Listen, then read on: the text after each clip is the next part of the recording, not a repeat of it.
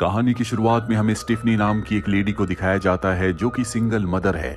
दरअसल कुछ ही वक्त पहले उसके हस्बैंड की कार एक्सीडेंट में मृत्यु हो गई और अब स्टीफनी अपनी जीविका चलाने के लिए फूड व्लॉगिंग करती है। अब एक दिन स्टेफनी की मुलाकात अपने बेटे के क्लासमेट की मॉम से होती है जिसका नाम एमिली है। एमिली ने अपने घर पर इनवाइट करती है क्योंकि एमिली का बेटा और स्टेफनी का बेटा आपस में खेलना चाहते हैं।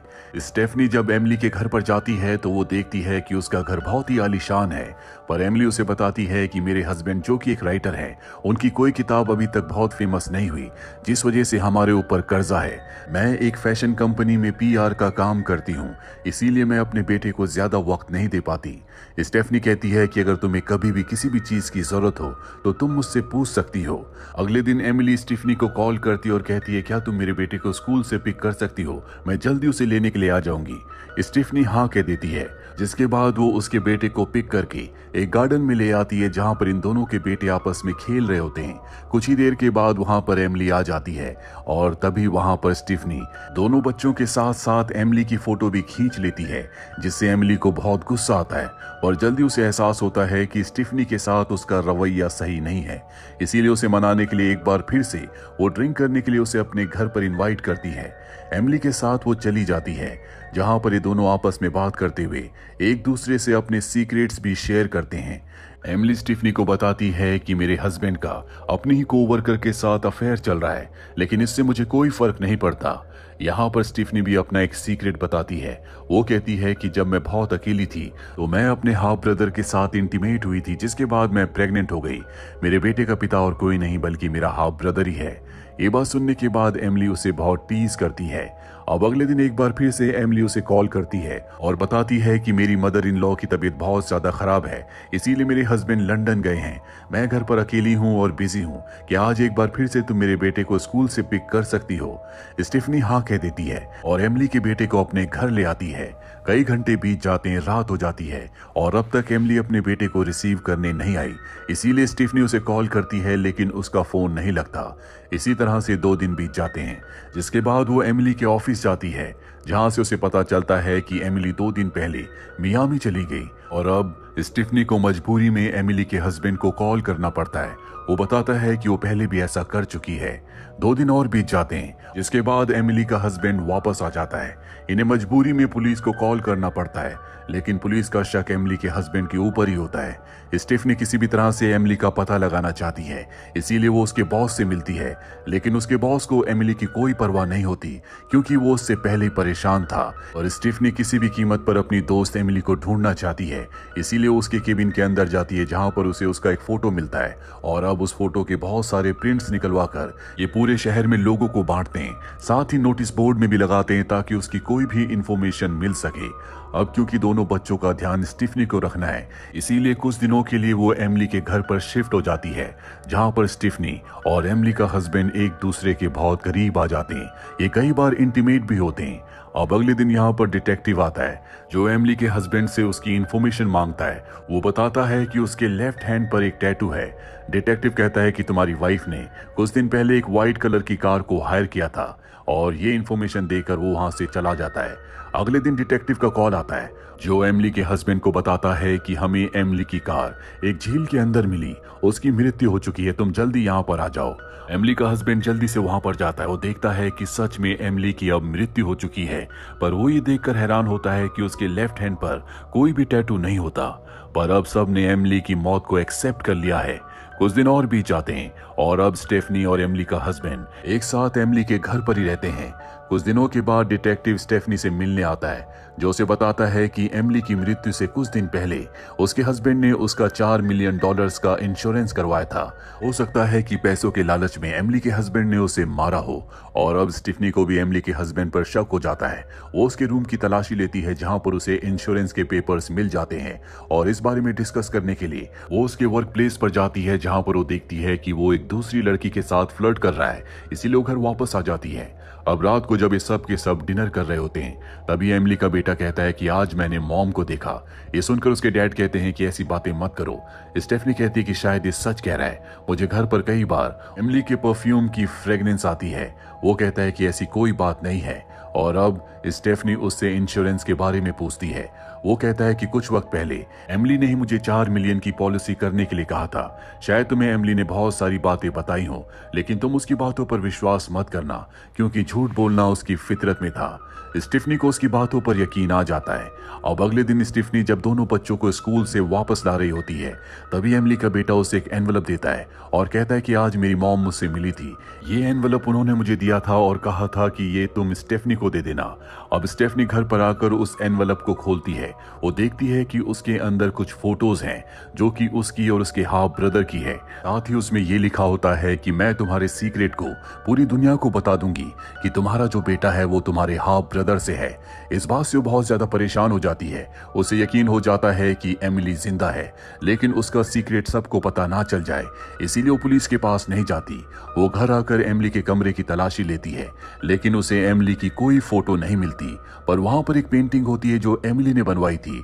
उस पर उसे एक पेंटर का नाम मिलता है और अब उस पेंटर से मिलने के लिए जाती है और पूछती है ये पेंटिंग तुमसे एमिली ने कब बनवाई थी। वो कहती है कि ये पेंटिंग एमिली ने नहीं बल्कि क्लाउडिया ने बनाई थी। वो क्लाउडिया का उसे एक टी शर्ट देती है जिस पर एक कैंप का नाम होता है और अब स्टीफनी उस कैंप में पहुंच जाती है जहां पर वो उस कैंप का एक एल्बम देखती है और उस एल्बम में उसे एमिली की फोटो दिख जाती है जो एक दूसरी लड़की के साथ होती है जो हूबहू उसी की तरह दिखती है। दरअसल ये उसकी जुड़वा बहन है जिसका नाम फेथ है। और अब स्टीफनी को उसके घर का एड्रेस मिल जाता है। वो उसके घर जाती है जहां पर उसकी मॉम से मिलती है। वो उसकी मॉम को उसका वो फोटो दिखाती है जो उसे उसके ऑफिस के केबिन में मिला था। एमिली की मॉम कहती है कि ये एमिली नहीं बल्कि उसकी जुड़वा बहन फेथ है। और अब स्टीफनी को सब कुछ समझ में आ जाता है। वो समझ जाती है कि जिसकी डेड बॉडी मिली थी वो फेथ है और एमिली अब भी जिंदा है। इसीलिए वो अपने व्लॉग से एमिली को इनडायरेक्टली मैसेज करती है कि मुझे पता है कि तुम अब जिंदा हो। वहीं एमिली के हस्बैंड को एक कॉल आता है और उसे रेस्टोरेंट में बुलाया जाता है और जब वो रेस्टोरेंट में होता है तभी एमिली उससे मिलने के लिए आती है। उसे देखकर वो शॉक्ड हो जाता है और पूछता है कि तुमने सब क्यों किया। वो बताती है कि मैं पैसों की कमी से परेशान हो गई थी, इसीलिए मैंने प्लान बनाया। मैंने पहले तुम्हें कुछ नहीं बताया क्योंकि तुम किसी भी सीक्रेट को अपने पास नहीं रख सकते और अब तुम्हें मेरा साथ देना ही होगा। जिसके बाद एमिली वहां से चली जाती है और उसका हस्बैंड घर आ जाता है जहां पर वो देखता है कि स्टीफनी के साथ इंश्योरेंस एजेंट होती है। दरअसल स्टेफनी ने इंश्योरेंस एजेंट को बता दिया होता है कि एमिली अब भी जिंदा है। वो एमिली के हस्बैंड से पूछती है क्या तुम्हें पता था कि उसकी जुड़वा बहन भी थी, पर वो साफ साफ मना कर देता है क्योंकि एमिली ने उसे ब्लैकमेल किया है। वो सारा पैसा लेकर इस देश को छोड़कर हमेशा के लिए जाना चाहती है। और अब स्टेफनी अपने व्लॉग्स के थ्रू एमिली को एक मैसेज भेजती है कि मैं तुमसे तुम्हारी ग्रेव पर मिलना चाहती हूँ। एमिली उससे मिलने के लिए आती है। स्टेफनी पूछती है कि तुमने सब क्यों किया। एमिली बताती है कि पहले मैं अपनी जुड़वा बहन के साथ अपने पिता के घर पर रहा करती थी। वो हमारे ऊपर बहुत अत्याचार किया करते थे, इसीलिए परेशान होकर एक दिन हमने घर पर आग लगा दी जिसमें मेरे पिता मारे गए। इसके बाद मैं अपनी सिस्टर के साथ यहाँ पर आ गई। हमें पुलिस का डर था इसीलिए हम दोनों अलग हो गए। पहले मेरा नाम क्लाउडिया था, मैंने अपना नाम भी बदल दिया। जिसके बाद मैं शादी करके सेटल हो गई। मुझे मेरी सिस्टर के बारे में कुछ पता नहीं था और कुछ महीनों पहले वो मेरे पास आई। वो नशे की हालत में थी। दरअसल उसने ड्रग्स लेना शुरू कर दिया था। उसने मुझे ब्लैकमेल किया और कहा कि अगर मैंने उसे $1 मिलियन नहीं दिए तो वो पुलिस को बता देगी कि घर पर मैंने आग लगाई थी जिसमें हमारे पिता मारे गए।